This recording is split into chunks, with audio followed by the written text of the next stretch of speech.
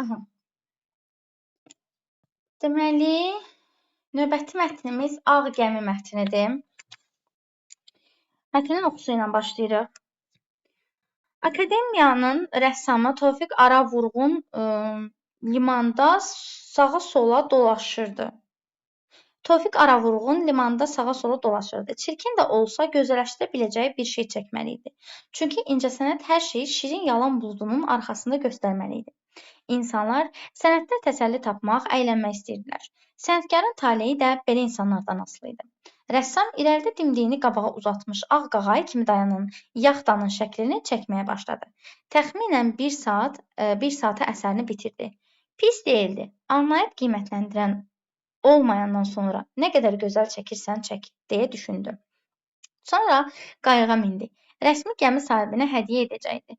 Gəmidə ingiliscə danışan gənc kapitanla qarşılaşdı. Rəssamlığın incəlikləri haqqında onunla bir qədər söhbət elədikdən sonra rəssam getmək istədiyini bildirdi. Kapitan, bağışlayın. Bunu mənim tərəfimdən qəbul edin, deyib rəssama zərf uzatdı. Rəssamın əsəri əvəzində aldığı 25 İngilis funt sterlinqi haqqında hekayə bir neçə saat ərzində akademiyaya yayıldı. Həmin gündən bir çox rəssam rahatlığını itirdi. Hamısı ağ yaxta gözləyirdi. Aradan aylar keçdi, lakin mavi sularda yaxtaya bənzəyən heç nə görünmürdü. 1 sentyabr səhəri 3 rəssam bir-biri ilə göz-gözə gəlməkdən qaçaraq liman boyunca gəzişirdilər. Bu vaxt biri dilləndi. Yaxtaya bax, bəli, bir neçə 100 metr irəlidə ağ gəmi yaxta dayanmışdı. Bir dəqiqə sonra onların üçü də gəminin rəsmini çəkirdi. Rəssamlardan biri rəsmini bitirdi, qayığa sıçradı və qayıqçıya onu sürətlə qarşıdakı gəmiyə aparmasını söylədi. Digər rəssamlar da qayığa minib sürətlə gəmiyə yaxınlaşdılar. Üçü də təxminən eyni vaxtda gəmiyə çatdı. Bir ekipaj üzvü fransız və ya ingilis əvəzinə şirin ləhcəsi ilə soruşdu. Nə istəyirsiniz? Yaxtanın sahibi hardadır? Bəy, gəminin şəklini çəkmişik, sahibinə verəcəyik. Yuxarıdan gələn boğuq səs onları qorxutdu. Hansı yaxta? Siz bura lağ eləməyə gəlmisiniz? Ekipaj üzvü rəssamları yumşaq bir hərəkətlə pilləkənlərə doğru çəkərək dedi. Yaxşı etmədiniz, kapitanımız əsəbidir, zarafatdan xoşu gəlmir. Yaxşı, bəs bu kimin yaxtasıdır? Ekipaj üzvünün burnunun ucu titrədi. Bu gəmi dövlətdən başqa heç kimə məxsus deyil. Yaxta nədir? Xilasetmə gəmisidir. Rəssamlar qayıqlarına minib qayıtdılar. Sahildə üzlərini çevirib gəmiyə baxdılar. Əslində yaxtaya bənzəmirdi. Ağ boyası isə çirklənmiş və soyulmuşdu. Rəssamlar ələ salınmamaq üçün hadisəni gizli saxlamağa qərar verdilər. Amma illər keçsə də o gün biçimsiz xilasedici gəmini nəfis ağ yaxtaya bənzətmələrinin səbəbini heç cürə başa düşmədilər. Yəni, o gün biçimsiz xilasedicilər gəmini nəfis ağ yaxtaya bənzətmənin səbəbini heç cür başa düşmədilər. Aha. Çox dərin mənası məncə yoxdur, amma mətndə yəni idarə eləmək olar. Nəysə, 451-ci suala baxırıq. Deyir, tünd qara hərflərlə verilmiş cümlələrdə hansı fikirlər ifadə edilib? Deyir, pis deyildi, anlayıb qiymətləndirmən Pis deyildi, anlayıb qiymətləndirən olmayandan sonra nə qədər gözəl çəkirsən, çək, deyə düşündü. Burada nə ifadə olunub? Təmkinlilik? Yox, yəni təmkinlilik, səbirlilik deməkdir, burada yoxdur. Narazılıq, deyir əşya, deyir pisdir, idarə eləyər, amma onsuz da qiymətləndirməyəcəklər, yəni narazılıq var. Ümidsizlik yenə var. Əzmkarlıq, bu dözümlülük deməkdir. Burada yoxdur. Nikbinlik müsbət bir şey görmürük. Yəni ümidsizdir deyənə 2-3 cavab olur Y. Sonra keçirəm 452. Gözəl ağ gəmi bir müddət sonra burnunu mərmərə tərəf çevirib gözdən itdi. Hara yazsın deyil, əlaqə pozulmaz. Bilirsiniz hara? Təqdim eləyirik gəmini. Rəsmini. Hə. Bax. Bağışlayın, bunu mənim tərəfimdən qəbul edin deyib rəssama zərf uzatdı.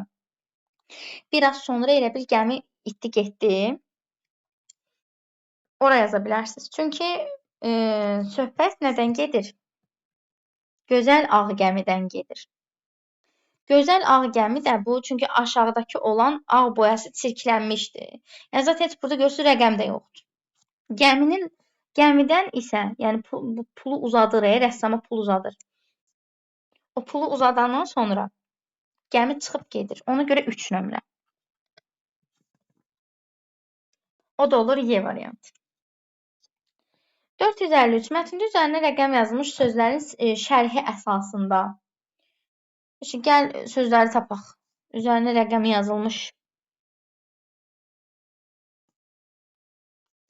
Şəklini çəkmək. Üzərinə 1 yazılıb. Şəklini çəkmək. 2 hanı? Hə, pilləkənə doğru çəkərək. Hərəkətlə pilləkənə doğru çəkərək. Şəklini çəkmək, pilləkənə doğru çəkərək. Birincisi, şəklini çəkmək yadımdan çıxmasın deyə 5 dəfə təkrar. Şəklini çəkmək. Bir də pilləkənə doğru çəkərək. Yəni itələyə-itələyə aparır, aşağı salır da. İçəriyə pilləkənə doğru çəkərək. Aha. Ki, yəni pilləkənə tərəf onu aparır ki, sən ala çıxın gedin də, yəni.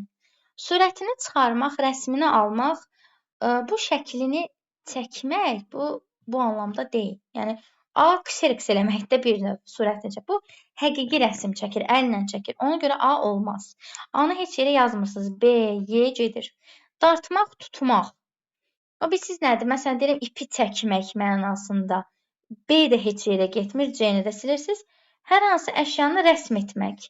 Baxın, gəmini rəsm edir. Gəminin rəsmini çəkir, şəklini çəkir. C-ni yazasınız 1-ə. D-ni də avtomatik yazasınız 2-yə. Çünki bir yerə və ya bir şeyin yanına aparmaq. Lazımi yerə qoymaq, çəkmək mənasında deyil. Məsələn, deyirəm, şkafı, məsələn üçün, şkafı divanın yanına çək. Yəni, ora qoy anlamındadır. Amma Y burada heç birinə getmir. 1C, 2D və salam. Cavab olur A. Sonra 454. Mətn əsasında yanlış fikirləri müəyyən edin. D nəticə hissəsində hadisələri tam yekun vurulmur. Niyə ki? Vurulur axı. Nəticədə yekun vurulduğu ki, heç cür başa düşmədilər. Fikir tamamlanır, yəni nəticə hissəsi yarımçıq qalmır. Sonrakı hadisələrdə istəmirsən nəsə olsun da, yəni gözləmirsən ki, görəsən axırı nə oldu. Tam yekun vurulur, vurulmur yazılması yanlışdır. 2-də deyir, giriş hissə bir abzasdan ibarətdir. Baxmalıyıq. Bəli, akademiyanın rəssamı ilə başlayır. Sənətkarın taleyi də belə insanlardan asılı idi sözü ilə bitir. 2 düzdür. Əsas hissədə abzasların ardıcılığı pozulub. Xeyr, pozulsa hiss eləyib yerindəcə dəyişərdim. Belə bir şey yoxdur. Əsas hissədə qoyulmuş problem nəticə hissədə öz həllini tapır. Əsas hissədə qoyulmuş problemi nəticə hissədə səbəbi bilinmir. Yəni həllini tapmır. Yəni onlar fikirləşir ki, o rəssama 25 funt sterling pul veribsə, biz də gəmini görək, həmin gəminin şəklini çəkək, sataq, pul alaq. Yəni niyyətləri buydu, düzdür, amma problem həllini tapırmı? Yox. Yəni 1 3 4. Sonuncu abzas 2 abzas şəklində verilməlidir. Əgər lazım olsaydı bölünmə lazım olduğunu bildirərdim mətn oxuyarkən. Elə bir şey yoxdur. Cavab olur 1 3 4 Y variantı. 455 deyir, hansı plan bəndi ilə 3 rəssamın düşdüyü vəziyyəti ümumiləşdirmək olar? Çılğınlıq, izdırablı gözləmə, əziyyət çəkmirdilər ki, gözləyəndə, nə əlaqə? Yanlışlığın ilk təzahürü, qəzəbli kapitan. 3 rəssamın düşdüyü vəziyyət. 3-ü də aldanış. Çünki orada səhv bildilər, gəmini yanlış bildilər. Elə bildilər ki, o yaxdadır, amma dövlətə məxsus olan gəmi imiş. Yəni aldadıldılar da 3-ü də. 3-ü də yanlış bir seçim etdilər, belə deyək. Cavab ona görə olur Y variantı, aldanış. Deyir, altından xətt çəkilmiş fikir əsasında cədvəldə uyğun bəndi seçin və fikrinizi əsaslandırın. Altından xətt çəkilmiş fikir. Çünki incəsənət hər şeyi şirin yalan buludunun arxasında göstərməli idi. Əsərin müəllifinin incəsənətə olan münasibətini əks etdirir. Əsərdəki obrazın incəsənətə olan münasibətini əks etdirir. Dövrün insanların incəsənətə olan münasibətini əks etdirir. Nə deyir? Deyir ki, çünki incəsənət hər şeyi şirin yalan buludunun arxasında göstərməli idi. Deyir, çirkin də olsa, gözəlləşdirə biləcəyi bir şey çəkməli idi. Əslində o, deməli, burada deməli, əsərin müəllifinin incəsənətə olan münasibəti deyil. Obrazın da incəsənətə olan münasibət deyil, çünki obrazın dilindən verilmiş. Burada düzgün cavab əlbəttə ki, üçüncüdür. Dövrün insanların incəsənətə olan münasibətini əks etdirir. Belə əsaslandırmalıyıq ki, yəni mətnə görə insanlar incəsənətə necə deyim, əyləncə gözü ilə baxırlar və görmək istədiklərini rəsm edirlər. Çünki o deyir ki, görürsüz şirin yalan buludları ilə bəzəməlisən. Yəni çirkin də olsa qəşəng çəkmək məcburiyyətindəsən. Yəni çirkinliklərini göstərməməlisən. Yəni insanların incəsənətə münasibəti budur ki, incəsənət elə bir şey olmalıdır ki, orada təsəlli tapsın insanlar. Yəni belə deməli bu cümlədə məhz həmin dövrdə mühitin, insanların incəsənətə qoyduğu tələbdən danışılır. Belə deyək. Bunu yazmalıydınız. Üçüncü xana. 457. Mətnə əsasən sxemi tamamlayın. Mətndəki problem həlli üçün çalışır. Seçiminizi əsaslandırın. Problem, belə deyək, sənət adamlarının acınacaqlı vəziyyətidir uşaqlar. Niyə? Mətn əslində biraz keçdikdən sonra dərk etsin ki, mətn əslində mənalıdır. Yəni adam akademiyada çalışır. Və bir şəkilə görə 25 funt sterling, yəni funt sterling səhv eləmirəmsə qəpik kimi bir şeydir, yəni coins. Yəni 25 qəpiyə görə 3 dənə rəssam dənizin qırağında durub gəmi gözləyir ki, yaxta gözləyir ki, o yaxta gəlsin və bunlara pul versin şəkil çəkdiyinə görə. Yəni gör necə, yəni maddi cəhətdən rəssamların necə deyim, həyat tərzini göstərir. Problem budur. Daha sonra sənətin reallıqdan uzaqlaşması, dövrün tələblərinə görə sənətin şirin yalanlarla örtülməsi, belə deyək, sənətin ucuzlaşması problemdir. Problemin həlli üçün nə Ara Vurğun çalışmır, nə kapitan çalışmır, nə də rəssamlar. Problemin həlli üçün çalışan əsərin müəllifidir. Seçimimizi də belə əsaslandırırıq ki, əsər boyunca müəllif bir problem qoyur və həmin problemi açıq şəkildə təsvir edir.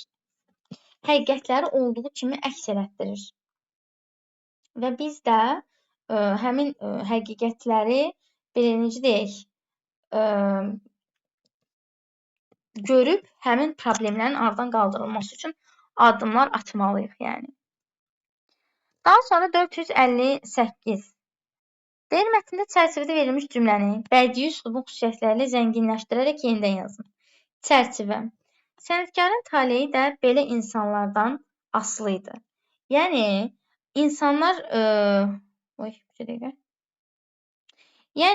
insanlar yalanın arxasında gizlənirlər və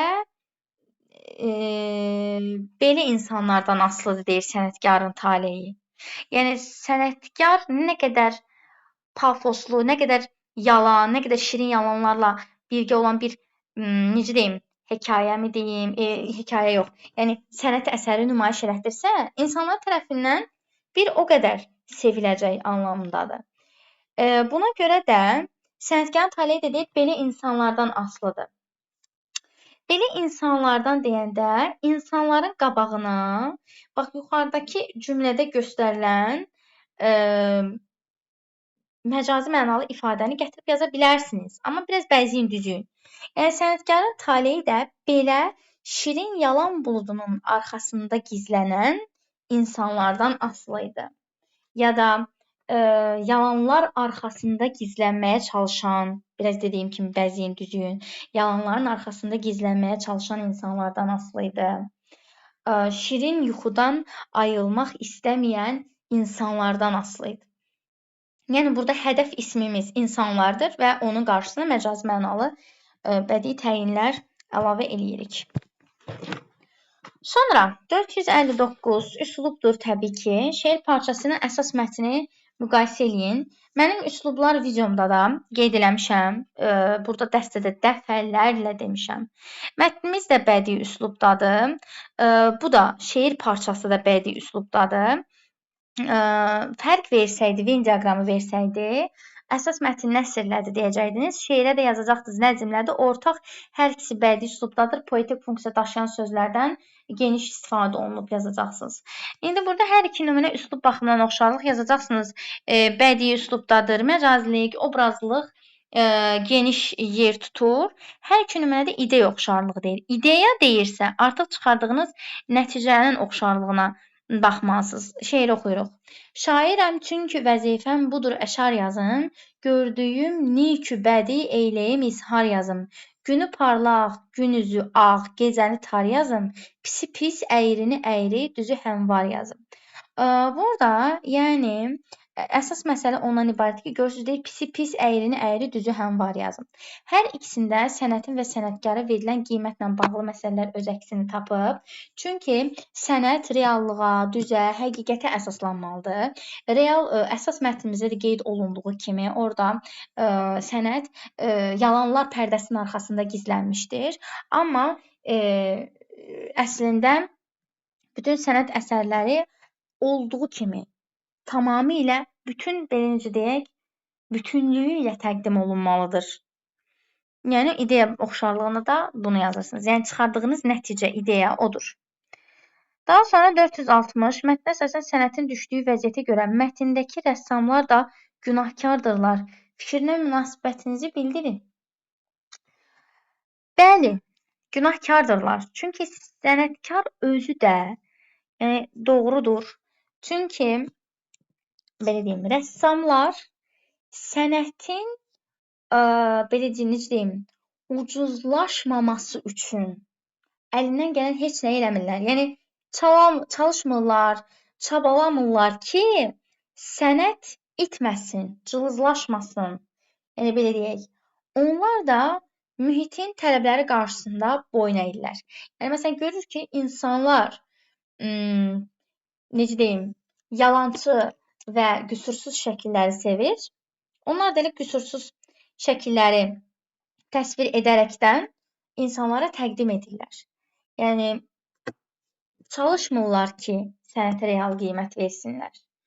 Ona görə də bu cəhətdən sənətin düşdüyü vəziyyətə görə həm də mətndəki rəssamlar günahkar hesab olunmalıdırlar. Belə, bu mətnimizin izahı da belə yekunlaşdı.